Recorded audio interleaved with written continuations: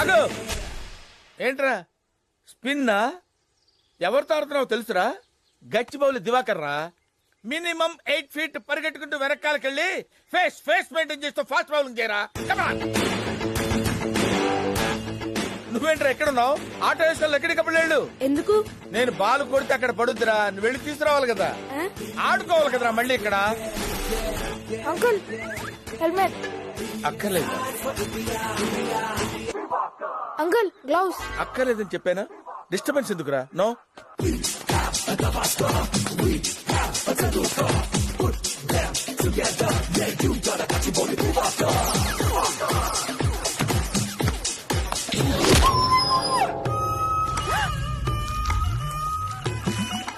Uncle God.